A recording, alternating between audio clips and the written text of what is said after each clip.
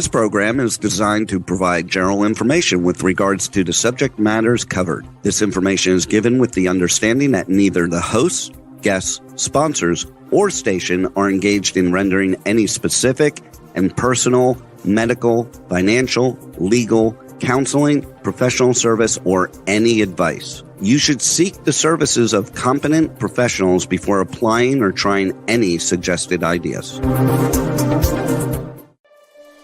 Magazine publisher and entrepreneur Judith Mancini is sharing captivating conversations with experts in their field about the latest trends in our ever-changing world to help you become healthy, wealthy, and wise. Judith Mancini Today will spark your interest and inspire you to lead your best life ever.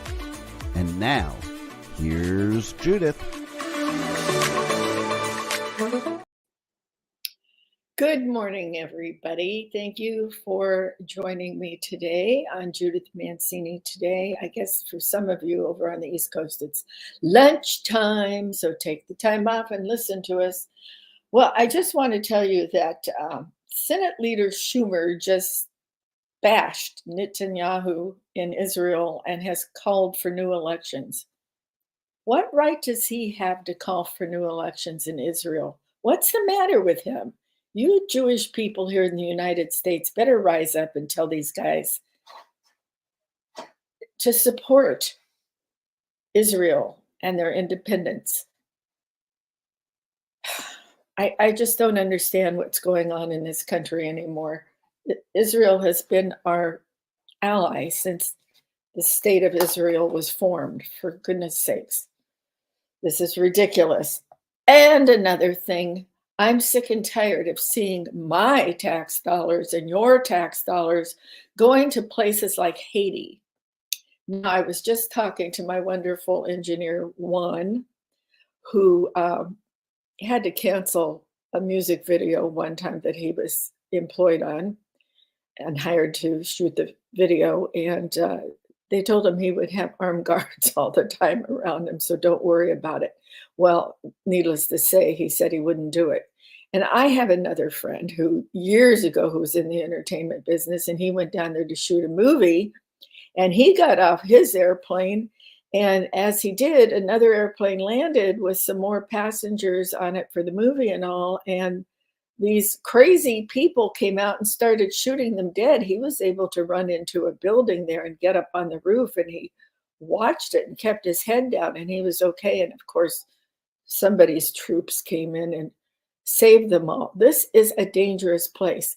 But remember, after the hurricane, that the Clintons, with all of their graciousness, gave one of their friends a ton of money, a government grant, if I recall. I could be wrong. It could have been from the Clinton Foundation. I didn't look it up to check my facts this morning on the Clintons.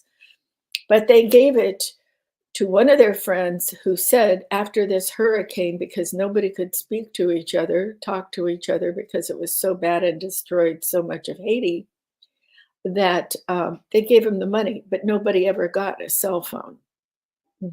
That's right. None of them ever got a cell phone. So that's quite interesting. And Juan also reminded me, and I had forgotten this, that the other end of this island is the Dominican Republic, which my husband and I went to a lovely vacation down there, and that is peaceful and beautiful. So I hope they don't get mad, that Haiti doesn't ever get mad and invade the Dominican, because these people are crazy. And on top of that, they practice voodoo. So they get a doll and start sticking pins in it. It's not good, okay? And why should we be sending millions of dollars to Haiti? I don't get it. We sent some troops to evacuate the embassy, but most of the people had already left. And I heard that they were coming after an orphanage or something that the missionaries were running, and they were able to call somebody who does these secret extractions during the night. They had to go in during the night so that these rebels or whatever they are wouldn't shoot the helicopter down, and they were able to evacuate a lot of people, just like the embassy, some had already left. So watch what's going on there. And we're also watching the news today to see what's happening with Fanny, to see if she's going to be taken off of the case. The documents, 2 trials, there are 2 judges coming down with verdicts in the Trump trials. So in between that, we do have a scheduled time for Hunter to come and speak in front of one of the committees. There's a lot going on in this country today, and it will be going on. This is going to be one of the most heated elections we've ever had, and I hope it doesn't get dangerous. So we'll see what's going on. Now, I want to tell you what we're talking about today and get to that, because I know a lot of you are interested in what is cortisol and how it affects you, and what the lymph glands have to do with it and all.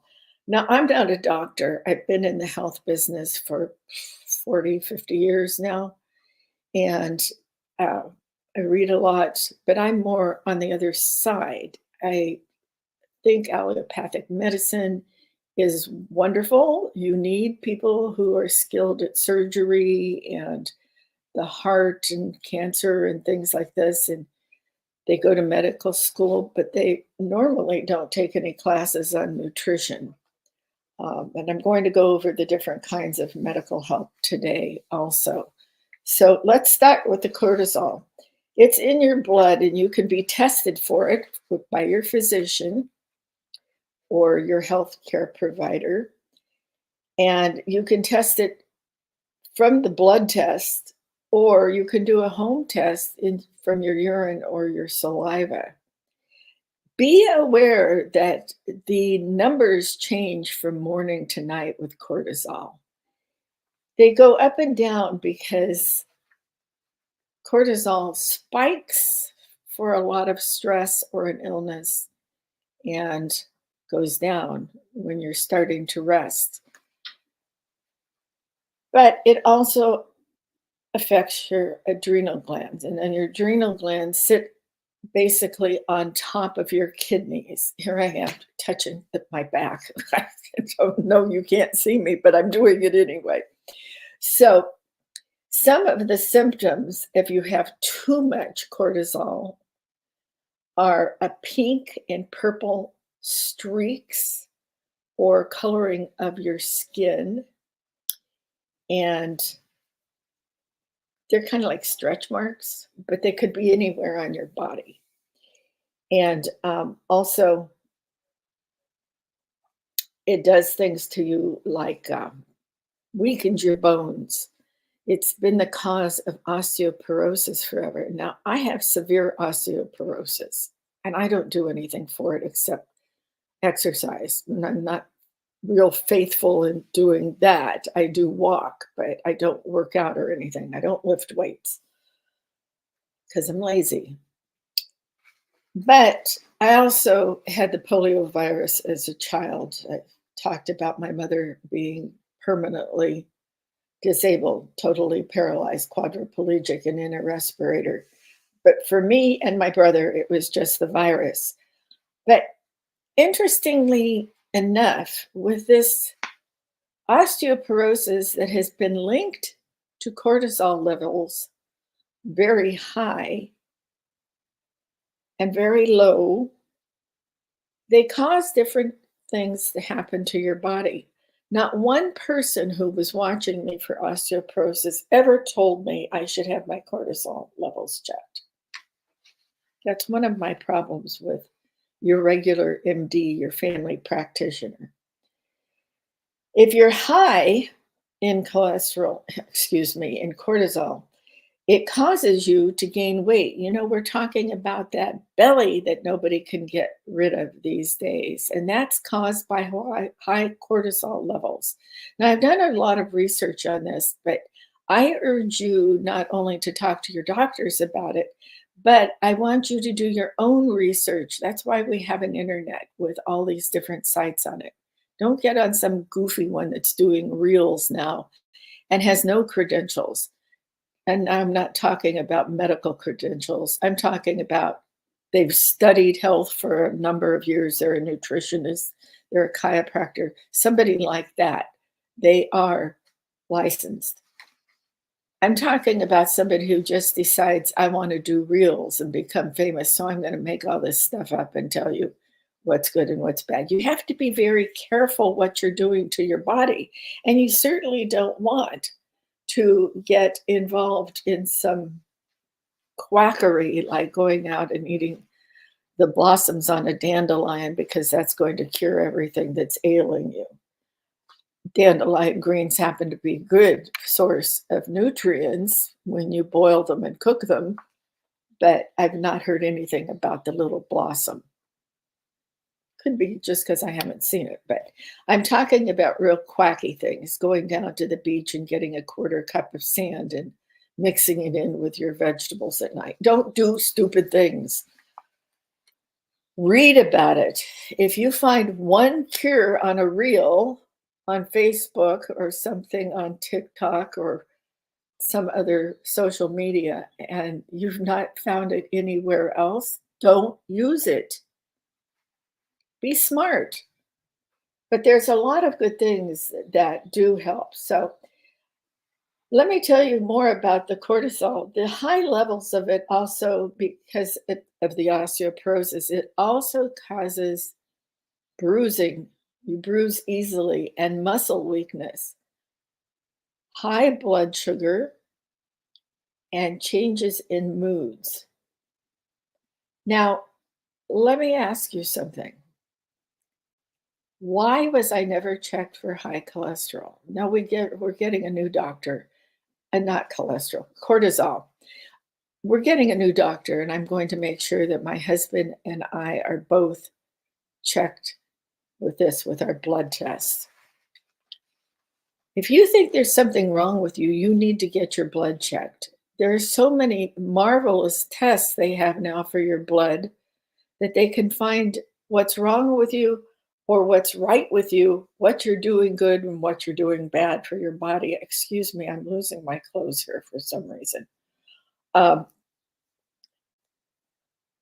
As I said, it's responsible for high weight gain. You know that belly that you can't get rid of? That's from high cortisol. If you're eating healthy and you're exercising, walking, or doing something, and you're trying to lose the weight, so you've cut back on the calories and the fat, you need calories for energy, but you don't need 6,000 a day. Okay? That's why you can't get rid of your belly, is because the cortisol levels are so high. Now, it also causes what many of us call adrenal fatigue. Now, here's where I have to give you a warning again. In my mind, and remember, I've just studied this for years and had a publishing company that studied all of these things, largest one in the United States, 1,000,007 circulation. So somebody was reading it and somebody liked what we were publishing. And there is a new kind of doctor out there, a new kind of healthcare. It was founded in the 90s by somebody we happen to know in the natural health industry. It is called adrenal fatigue, and the medical practice is called functional medicine. It was founded by Jeffrey Bland, and many of the people, even in the industry that I was in, didn't believe him, but he persisted in what he was doing. And I happen to now believe in functional medicine because what he has done has gone to more of the natural things. It's not Ayurvedic, which is Indian. It's not Chinese medical, which is ancient stuff. So is Ayurveda, but he's combined a lot of these things, and he's against uh, allopathic medicine, which is your regular doctors, your MD. Osteopaths are also medical doctors. They both have medical degrees. Allopathic doctors and osteopaths both go to medical school or licensed in the medical field, but they practice medicine slightly differently. Allopathic doctors are the doctor you go to as a family practitioner. Now, he may have other practices with him, and he may have combined things so that he has integrative medicine, which combines the old-fashioned allopathic medicine and the new medicine of these different things. I don't know how people can call Ayurvedic and Chinese medical new medicines because they're ancient and they've worked forever. These different things combine different ways to look at things. Now, one of the things that they're looking at is this adrenal fatigue. And I know I'm making a lot of noise with my papers, but what I want to tell you, this cortisol and adrenal problem is combined. They affect each other. You need to get a test if you are really feeling low, not being able to eat too much, losing weight, vomiting, running temperatures, and you think that something's wrong with your cortisol and your adrenal glands, you need to be tested by a doctor with blood tests again, because this Addison's disease, I feel, is adrenal fatigue. I think they're both related. Now, I haven't studied both of them together to see if they are connected, but boy, the symptoms sound the same. So you can get the blood test that also measures antibiotics related to autoimmune Addison's disease. Excuse me. You can get a stimulation test, ACTH, that will tell you if your adrenal glands are actually making cortisol. And you need to see the blood tests before and after if you're going to be treated with any kind of medication. So you need to do blood tests for a lot of things, because this can also cause problems with your pituitary gland, which a lot of people think is what adrenal insufficiency causes, your pituitary gland not to be working correctly. Now, a lot of you remember your pituitary gland from taking high school classes, and that's the one that helps you develop into an adult, a male or female adult, the pituitary gland. So in my mind, these two things, your adrenals and cortisol, are all related. Now, I have had good luck when I was terribly exhausted 2 different times in my life, and it was both related to stress. And this was just becoming popular. This is over the last 30, 40 years. My last one was probably 22 years ago, maybe. A group of us went down to Mexico together, and I started feeling really poorly. I was exhausted. And then I was starting to feel like I had the flu or something, and I just was so weak. I couldn't go to dinner one night. Afterwards, we were supposed to be going out, and I just bowed out of that. The next day, I went and had an adrenal gland massage.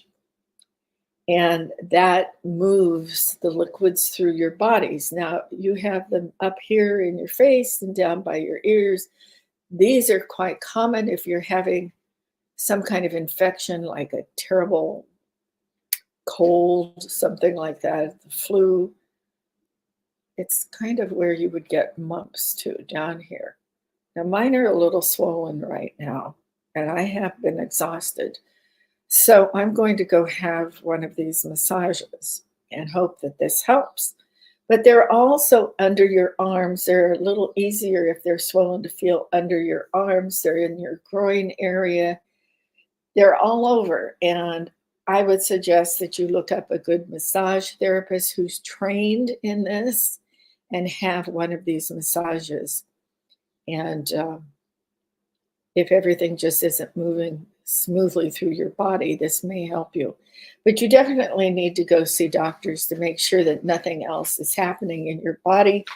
I am not poo-pooing allopathic medicine. There's a big need for allopathic medicine. But here's my problems with allopathic medicine. This country has become reliant on cures rather than prevention. And all the different doctors that are coming out now are practicing ancient medicine, as I just said, Chinese medicine, and that uses a lot of herbs in it. And Ayurvedic medicine is Indian, and it uses a lot of other kind of, I call them compounds of different things. And a lot of doctors are using these things in combination with their practices, especially chiropractic doctors. They are into touch to cure you of many things. Of course, we're all very familiar with the muscles and the aches and pains if you pull something, and they can readjust your spine. That's what they basically concentrate on, is going down your spinal column like this, and sometimes lifting your arms up or your legs up to get that spine realigned and all. They are wonderful at that. And sometimes they will use some of these other medicines and give you some kind of an herb or something, tell you to go get one at your drugstore or your herbal store and combine those things. They happen to be more open to taking vitamins and things to help strengthen your body. For instance, if you feel you're very low in calcium, they'll tell you to take calcium and magnesium together. They are very, very helpful, and they are very knowledgeable. Okay, so a massage therapist is different than a chiropractor. A chiropractor is actually a doctor, and I believe in chiropractors. I believe in trying all of this. You know, there's a reason why people lived so long before and some people died early. Because they were taking wonderful diets, growing their own food. It was clean. Our diet has an awful lot to do with everything in our blood and everything in our body. If you're feeling weak, maybe you're lacking iron. This is why you need to go to a family doctor or a general practitioner or somebody in the medical departments that can give you blood tests and have a lab read it for you. Don't be afraid to tell your doctor what you want to be tested. Ask them, because most blood tests given by doctors are just the general things in your blood. They're not going to look for cortisol levels. They're not going to look to see if your liver is totally functioning the right ways. There's different tests they give you. There are even different tests to see what might be bothering your heart and your heart disease. Okay, so I think you can also tell your doctor exactly how you're feeling. Do you know the difference between the different doctors in general practice, in general medical school? Well, of course, you have the family doctor and the internal medicine doctor. And he's the one, if you're starting out and you need to go get a physical, you should have a physical every year. And men should have a prostate test so they make sure they don't have prostate cancer. You should have a baseline EKG for your heart. When you get to a certain age, around 45, you should have a colonoscopy to have a baseline colonoscopy. Women should have a mammogram for a baseline mammogram or a sonogram. There are new tests for your breasts, so you should check those out also. So that is what a family doctor is for, to find out if there's something you need to be seen by a specialist. Now, children, and I'm talking about from babies up until about 16, some people say 18, they should go to a pediatrician, but you have to make sure that this pediatrician is involved in and schooled in how a teenager's body changes. If they're uncomfortable going to a pediatrician because there's too many 2-year-olds running around in the waiting room, ask your family practitioner if they will start seeing them and give them the test. Now, athletes in high school and people who participate in dance and different things, they have annual physicals. They can't play football or baseball or wrestling or track or anything unless they have a medical exam. And that's a good thing because unfortunately, even some of these kids who have had those have cardiac arrest when they're participating in sports. Maybe it's too hot of a day and they're dehydrated or something. Coaches these days are much more up on physical well-being of the athletes than they were when we were in high school. And that was a lot of years ago. But they did try to keep you hydrated, not with the electrolytes so much like Gatorade and things like that, but they kept you hydrated as much as they could. I don't know, football helmets have gotten better as time has gone on. Wrestling has had new rules put into it, gymnastics, things like that. So everything evolves, and that's a wonderful, marvelous thing. But be sure you participate in them. Your kids do, and you do, and your husband does, or your partner, whatever.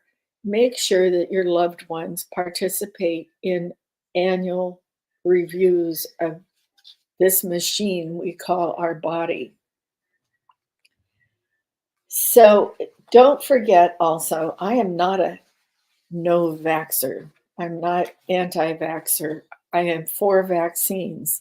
I'm against the COVID vaccine, and I reluctantly had one towards the end of everything, and I had a Johnson & Johnson. Both my husband and I had that.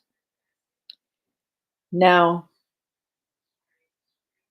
a lot of things happened with that vaccine that were very unpleasant.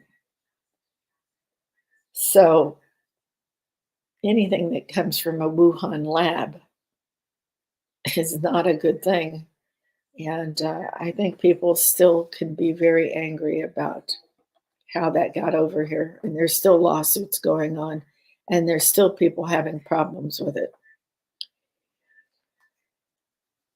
Don't forget that there are also, besides pediatricians, there are geriatric doctors.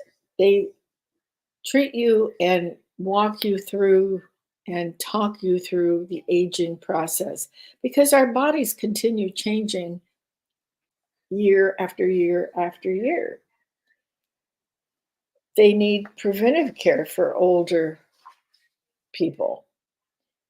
They need to be diagnosed and treated for different conditions that only happen to older people. Now, unfortunately, as I've been studying all of this, older people tend to get or are discovered to have had and have continuing autoimmune diseases that were never told to them before.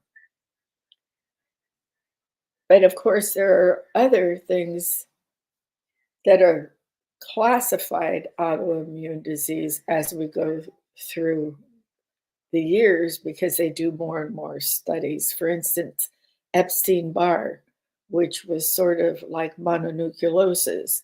All of these have been now declared to be autoimmune diseases. So going to a geriatric doctor, I've not been to one, so I don't know exactly what they do. And it doesn't seem that anybody in any of my research can tell you exactly what they do either. Maybe it's just people who grow older and their doctor's growing older and they can sit down and discuss what's happening to their body. And maybe all of a sudden they need a cardiologist or something. So I think it would be good if you are growing older, as we all want to do, that you consult with a geriatric doctor and see how you're doing.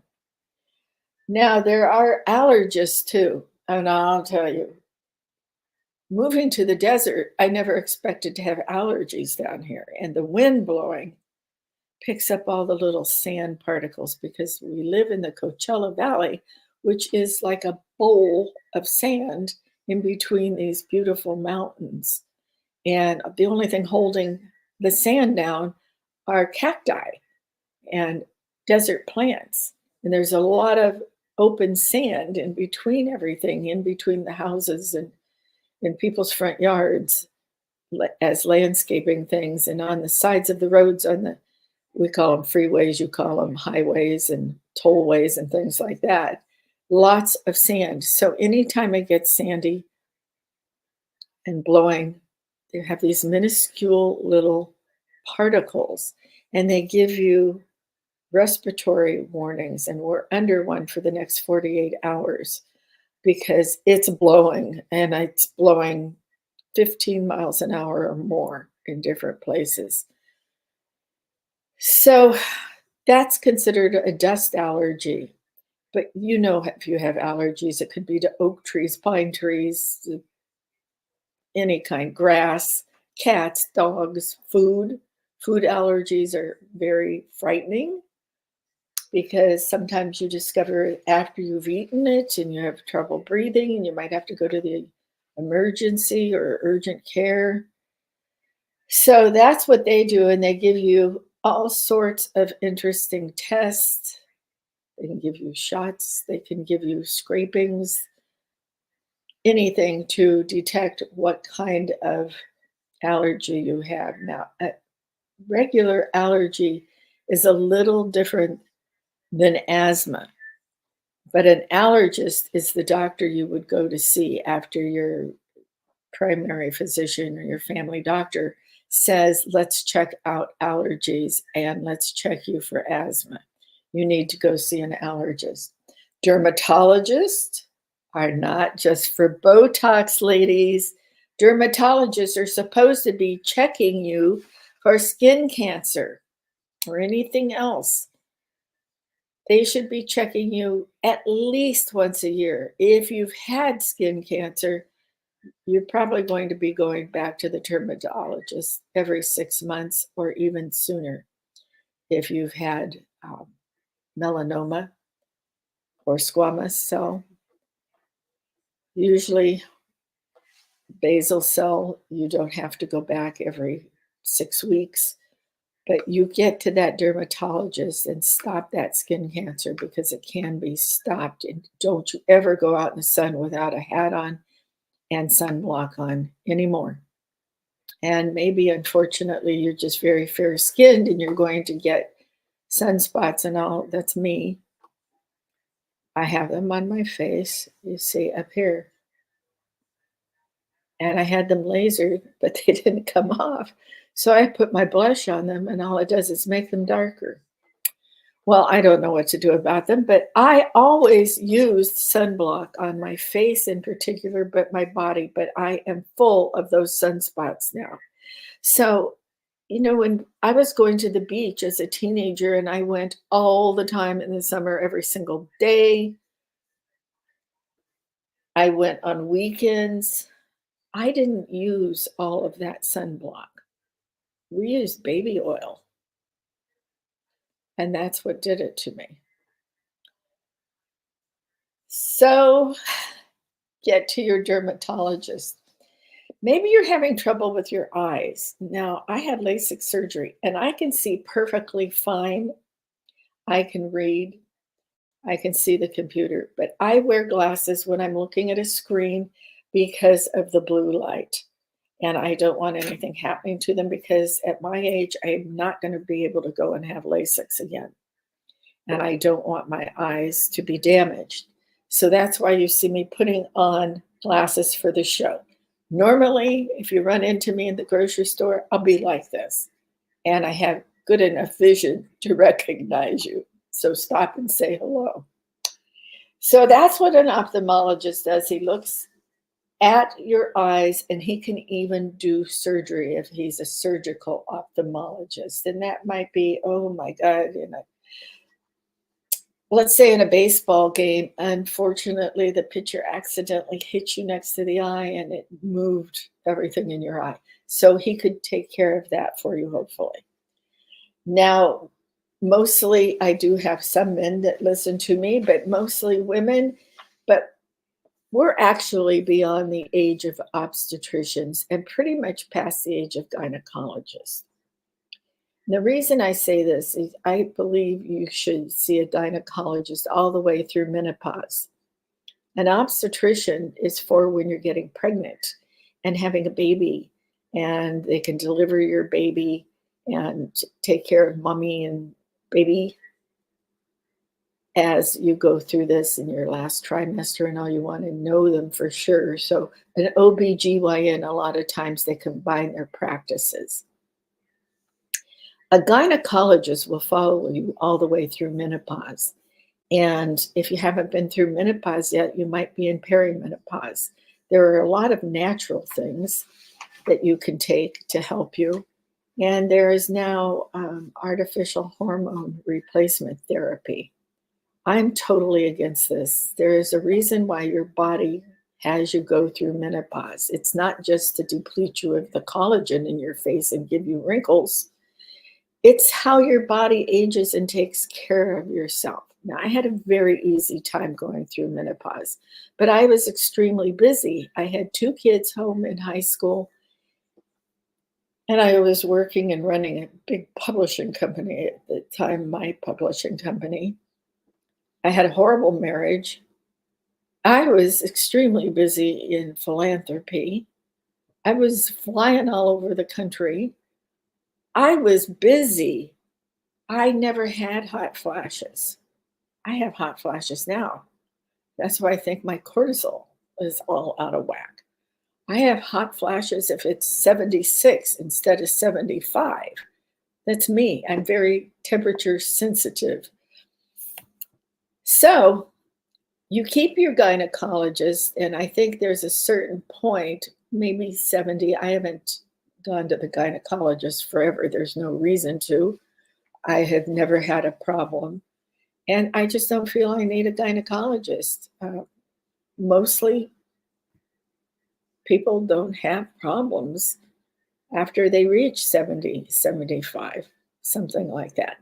Now, of course, doctors will tell you you need a gynecologist. Don't forget, that's their business. But their business is growing because people have babies. So, and you tend to get these things earlier in life, sexually transmitted diseases, things like this, if you are having several partners. So you need to do that. But in my life, I don't need one anymore. I have a husband.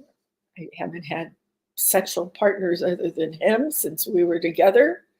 So I'm not going to get an STD. I don't need to go be tested for that. All right, cardiologists, what do? They take care of your heart. They'll give you the EKG. Now, your primary physician may give you an EKG too. I don't know that I trust that so much. I don't know that the assistants in the office can plug you into an EKG machine correctly. But a cardiologist can do all of that for you. He could put you on blood thinners. He could do all kinds of things and treat you, but he can't do surgery. So if something is wrong with your heart, you need a cardiology surgeon or a vascular surgeon, depending on what's wrong with you. Vascular are usually into veins. There are doctors who specialize in the aorta and doctors who specialize just in the veins and just people who specialize in the heart itself. So you need to talk to them. You need to make sure that they are going to check your blood pressure, your cholesterol levels, prevent you from having a heart attack or a stroke, tell you how to do that. If you're doing something wrong, and congestive heart failure, that's more inherited, okay? Endocrinologists, these are the people who take care of your thyroid and anything like to do with your hormones in case you've gotten married and you want to have children and you need to have infertility tests, things like that, growth problems in children. They look at all the kind of things, the different systems in your body. And the glands, like we were talking about, the thyroid, the adrenal glands, things like that. Gastroenterologist. Now, I have to tell you, I've seen a lot of them because my stomach always bothered me, and we finally came to the conclusion I have a nervous stomach. So if I was walking into a meeting with the president of GNC, General Nutrition Centers, trying to sell him the magazine, my stomach would be so upset and tight in knots. And it's remained like that. So I have gone to them all the time, and there's nothing wrong with my stomach. But isn't it nice to find out there is nothing wrong with your stomach? That goes to, though, the increase in having colorectal cancer. It's on the rise in the United States. You should have a baseline colonoscopy at the age of 40 or 45, definitely, to have a baseline, because you can have things like, I can't think of one of them. My mind is blank. You need to have one to make sure that nothing is growing in there that shouldn't be growing in there. And you could have it and not know it for quite a while until you have severe problems like bleeding or something. So you need to go have the colonoscopy, but they can also do things like an endoscopy to see that the top of your stomach is okay and your esophagus and all of that, and a sigmoidoscopy, which basically checks the lower part of your gastrointestinal system, your rectum, your anus, things like that. So you need to do these because, as I said, these things are spreading. The cancer is spreading fast in this country. I personally think it has a lot to do with our processed and refined sugar in our food. So there again, it's very important to eat a good diet, fiber, vitamins, minerals, clean food that isn't processed. A nephrologist is for things like kidneys, kidney care in case you see blood in your urine or it's not the right color when you give your urine sample to your general practitioner, your family doctor. He'll send you to a nephrologist to find out what's going on. He'll also look at things like diabetes, kidney stones, lupus, hypertension, because all of that affects your body with those kind of things. But there are also urologists who check your urinary tract to see if that's okay. They also focus on male reproductive health. So you want to see that doctor if you're a man also and concerned about your fertility. Pulmonologists focus on organs involved with breathing. If you're having trouble breathing, shortness of breath, or wheezing, or can't get enough breath in, you need to see a pulmonologist, and you need to see one right away because that's dangerous. You know, you need your oxygen just like you need your blood circulating. So don't fool around with that. Or an ear, nose, and throat doctor, otolaryngologist. I can't even pronounce the things. Think about ENT, ear, nose, and throat, because you can get things that maybe you have a lump on the side of your neck. This is just old age. So you need to get an ENT. If you're not hearing correctly, you can go to a doctor and then an audiologist. Neurologist, check different kinds of nerves, your spine and your brain. If you suspect somebody younger having epilepsy or Alzheimer's, Parkinson's disease, multiple sclerosis, neuropathy, stroke, migraine, that's what a neurologist does. Psychiatrists look at your brain and how your mental health is doing.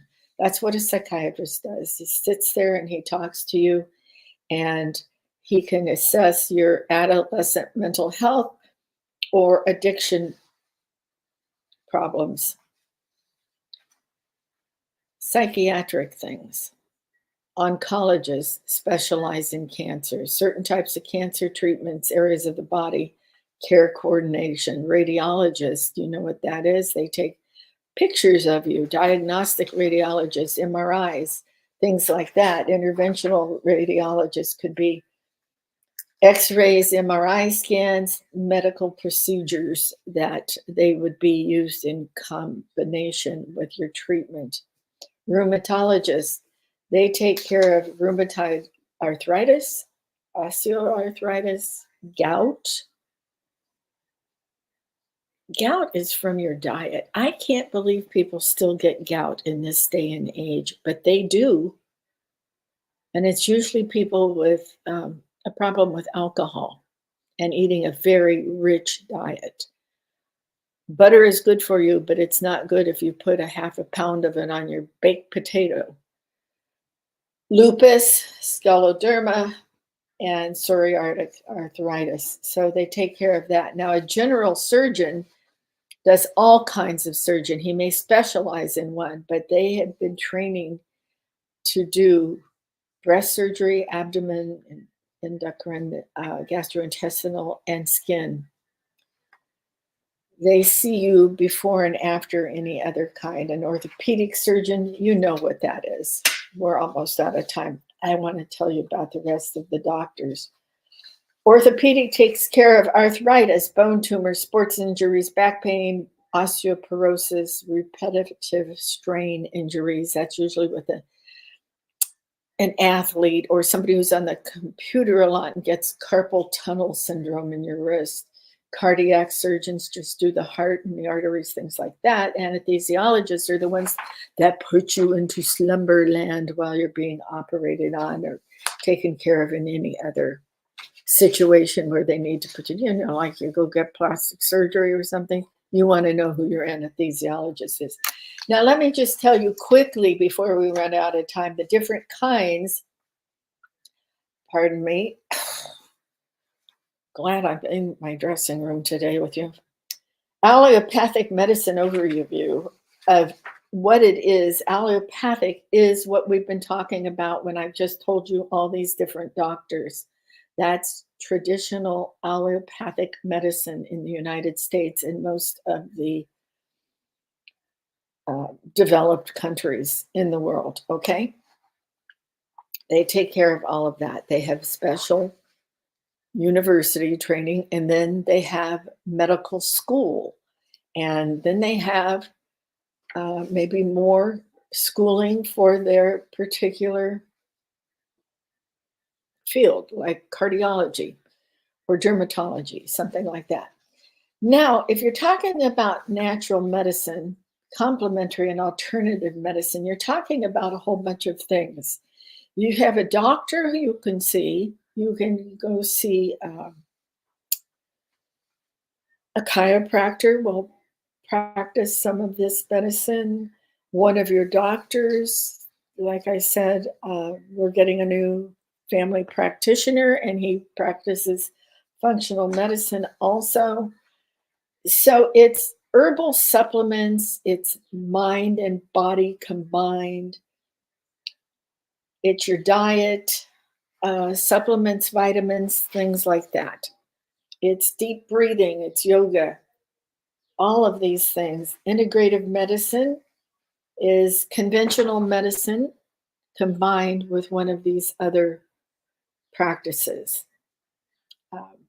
So conventional medicine is allopathic medicine, and complementary alternative medicine is the herbs, the vitamins, the supplements, the mind and body, mind over body type thing. And an osteopath, people ask me this all the time, an osteopath is actually a medical doctor, and he has gone to medical school too and is licensed as an MD. So in the mind-body therapies to control your cortisol and get your lymph nodes and lymph glands working right, get the whole system moving, taking care of your mental health. It helps in your cardiac. If you've had surgery, it helps in your recovery. It helps in your breathing to deliver a baby, all sorts of things, okay? This is considered mind-body therapies: meditation, biofeedback, hypnosis, yoga, Tai Chi, and imagery. Now we have tapping. We have people who are into Chinese medicine. They call that mind-body therapy because some of the herbs that they use relax you. Something as simple as chamomile. Okay, that's an herb.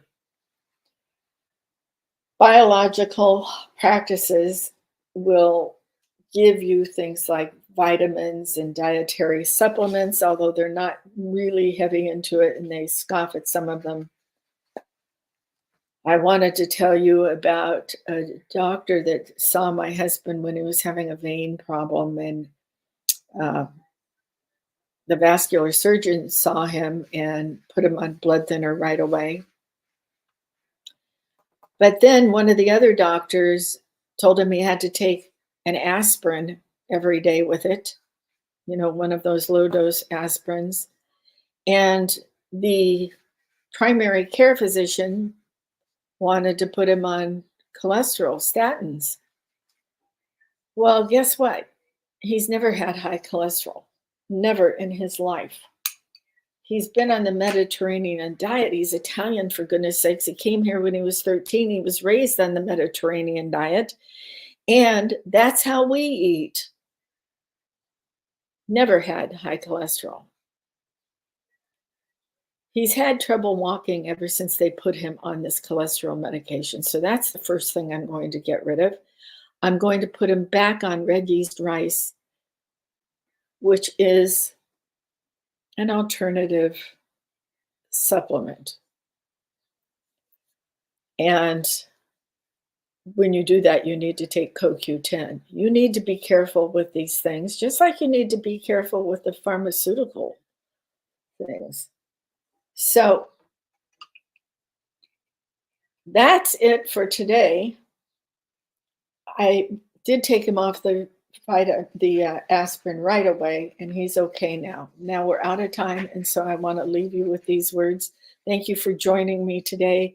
Remember, I'm not a doctor. Seek advice from a medical doctor or a healthcare practitioner before you take any of these suggestions. But I think you'll feel a lot better if you clean up your diet. Okay, I want you to remember, cherish yesterday, dream tomorrow, and live today.